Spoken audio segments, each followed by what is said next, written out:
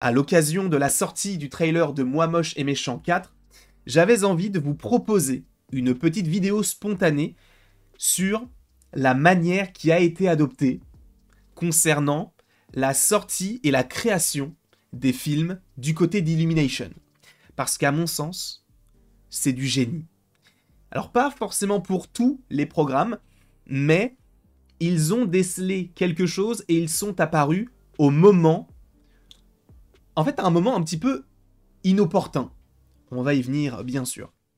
Dans un premier temps, je suis très content de vous retrouver aujourd'hui. Alors, pas de photos, pas de montage, on est spontané et je vais essayer dans cette vidéo déstructurée, d'essayer justement de faire en sorte que cette vidéo soit logique. D'accord? On va commencer d'ores et déjà à parler d'Universal. D'accord? Universal, vous connaissez très très bien cette petite planète avec Universal qui tourne autour. Superbe, vous connaissez.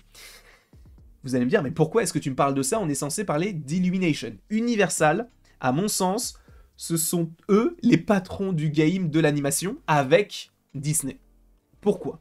Parce qu'Universal détient Illumination d'un côté, donc les Moi Moches et Méchants, les Mignons, Comme des Bêtes, tous en scène, des films qui ont su plaire au public, et ce très vite avec une stratégie qui est juste folle.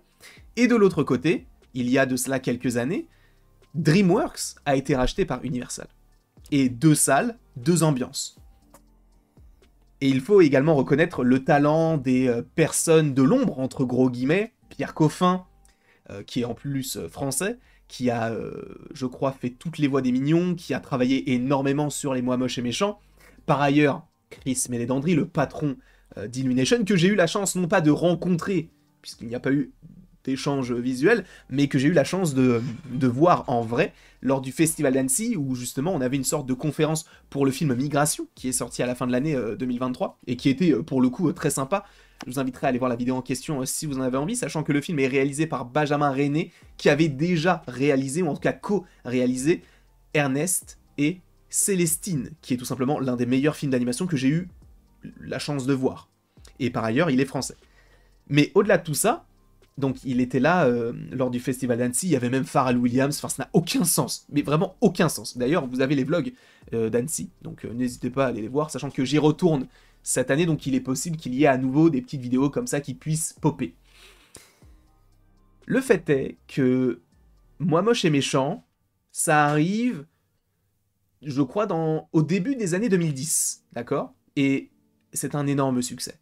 Mais il faut quand même remettre certaines choses dans leur contexte, avec notamment le côté de, d'un côté, on a Pixar, de l'autre, on a Disney qui se cherche encore, on sent qu'il y a des bangers qui sont censés arriver, La Reine des Neiges, Zootopie, les nouveaux héros, mais pour l'instant, on est vraiment sur une phase un peu de transition.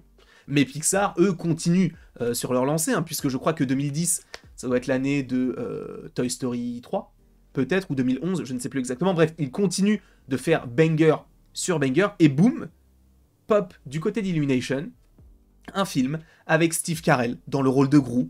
En VF, c'est Gad Elmaleh. Bref, il y a un casting quand même assez conséquent. Et ça arrive avec des Mignons. Des petites... Moi, alors personnellement, les Mignons m'ont toujours fait penser, pour les 90-2000, ceux qui s'en souviennent.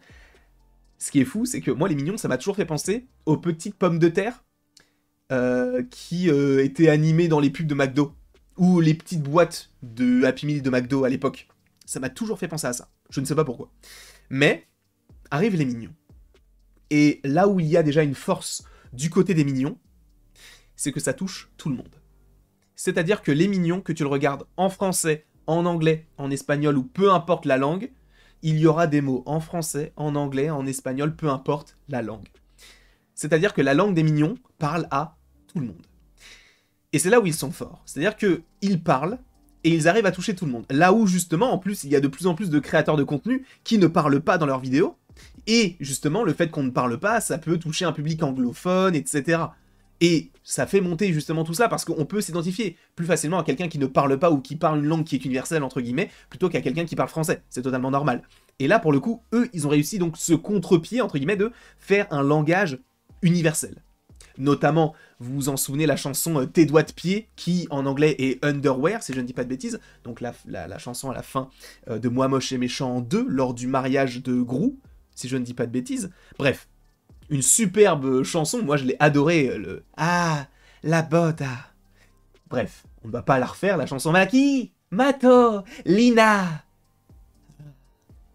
Si je continue, je vais vraiment ne jamais m'arrêter. Bref, Tes doigts de pied, tu connais la chanson. Et là où ils sont forts, c'est donc qu'il y a un langage universel. De plus, le côté de c'est mignon. Ils ont des petites jambes, ils ont une salopette, ils ont des gros yeux, ils sont, on dirait des pommes de terre. Et c'est mignon. Et en plus, comment ils s'appellent? Les mignons. Ils ont tout fait en sorte pour que le marketing fonctionne parfaitement. Un langage universel, un visuel mignon, et surtout, derrière, la musique joue aussi. Pharrell Williams. Un Despicable Me. Peut-être que ça c'était will.i.am. Mais en tout cas, toutes les chansons étaient produites par Pharrell Williams, donc il y avait déjà une base hyper solide. Mais avec un nouveau concept. C'est-à-dire que on était sur des films Disney qui te parlaient souvent, malheureusement, de contes de fées. Moi, je suis pas forcément fan, je vais pas vous mentir. Ou d'histoires avec des animaux. Là, on a un univers où t'as un méchant qui est le personnage principal. Donc déjà, c'est bizarre. Et ils arrivent en te lançant ça, avec en plus d'un autre côté les Pixar qui sont un peu recherchés sur certains aspects par rapport au scénario. Là, la force, c'est qu'il n'y a aucun, mais alors aucun scénario. Les gars, dans le premier film, qu'est-ce qu'on te dit? On va prendre la Lune. On va miniaturiser la Lune, on va la prendre, on va la mettre dans la poche. Ça n'a aucun sens. Et le film a marché. Pourquoi? Parce que c'est beau. Parce que c'est les mignons, ils parlent à tout le monde encore une fois, et c'est drôle. C'est drôle parce que, encore une fois, pas besoin de parler. Les situations sont cocasses. On a tout un univers qui est basé sur un peu de l'absurde. Le côté fesses, rigolo, ah, caca, tout ça. C'est joué là-dessus. Et, encore une fois, ça fonctionne. Ça fonctionne à tel point qu'ils ont fait un film spin-off qui s'appelle Les Mignons. Des mignons qui ne parlent pas vraiment bien, entre guillemets, dans le sens où ils ne parlent pas comme nous. Ils vont pas dire alors frérot, là, tu veux bien me mettre un petit sprite? Ils ne disent pas ça. Ils disent des mots aléatoires avec des petits mots, et ils se comprennent eux. Mais faire un film là-dessus, c'est compliqué, donc évidemment, il faut tout un panel de personnages autour. Le film Les Mignons 2 a fait le milliard de dollars. Ce film n'a aucun sens.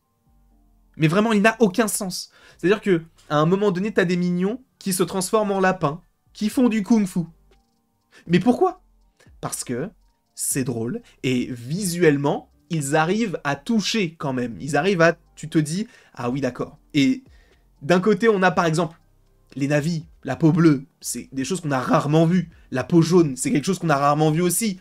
Et là, pour le coup, avec les mignons, tu vois, quand tu dis, ok, peau jaune, les mignons, peau bleue, les navis, peau verte, Shrek, tu vois, t'as tout cet aspect-là qui rentre en compte, et ils ont réussi à chaque fois de rajouter un petit truc pour faire en sorte que tu t'en souviennes. C'est pour ça que la plupart des films qui marchent du côté d'Illumination, ce sont les films mignons, moi moche et méchant. Il y a 4 moi moche et méchant, ils vont sûrement faire un mignon 3. C'est-à-dire que t'as 7 films sur cet univers-là, alors que t'as 2 films tous en scène, t'as 2 comme des bêtes, après t'as un Migration, mais t'as d'autres films aussi qui ont été...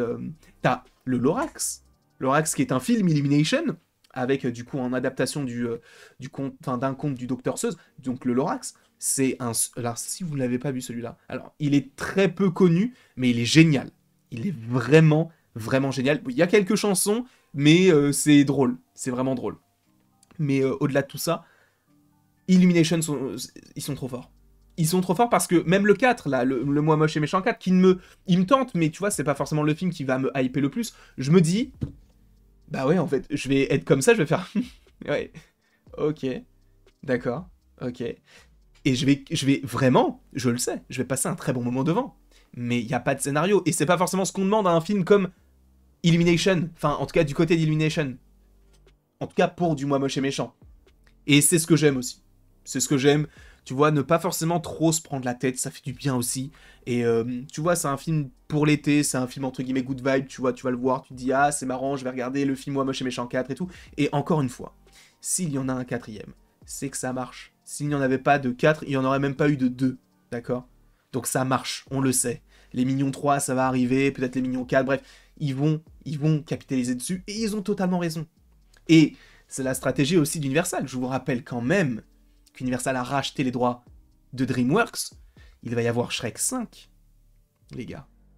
Il va y avoir Shrek 5. Il va y avoir cette année Kung Fu Panda 4, qui est le premier d'une nouvelle trilogie. On a encore des suites. Encore, parce que les suites, ça marche. Et Bob Iger l'a dit lui-même, les suites, ça marche. Zootopie 2, La Reine des Neiges 3, et le 4 qui arrive, il l'a confirmé, et Toy Story 5. Vice Versa 2 cette année. Et en plus de ça, je crois qu'on a aussi d'autres films qui sont prévus, des suites, mais je ne sais plus exactement quoi. On aura supposément un Chapeauté 3 un jour, vu le succès du 2. Bref. Universal, ils ont le vivier, en tout cas en termes d'animation. Et il ne faut pas qu'ils le lâchent, parce qu'ils ont Illumination et DreamWorks, ce qui est très fort. Bref, j'avais envie de faire une petite parenthèse sur ce sujet, parce qu'à mon sens, le côté des mignons, moi moche et méchant, etc., c'est hyper intéressant. Je ne sais pas ce que vous en pensez. N'hésitez pas à me le dire dans les commentaires. Et après tout ceci, il ne me reste plus qu'à vous dire à la prochaine pour la prochaine. Et bien évidemment, sachez que Voodoo... j'étais proche de... Déjà, vers la fin, j'ai zozoté, déjà. Je le sais, mais j'ai trop la flemme de recommencer, alors que j'ai fait une dizaine de minutes, et comme j'ai dit, c'est spontané. Mais je vais la refaire. N'hésitez pas à aimer, à partager, à commenter, et à vous abonner, si ce n'est pas déjà le cas, mais vous n'êtes absolument pas obligé de le faire.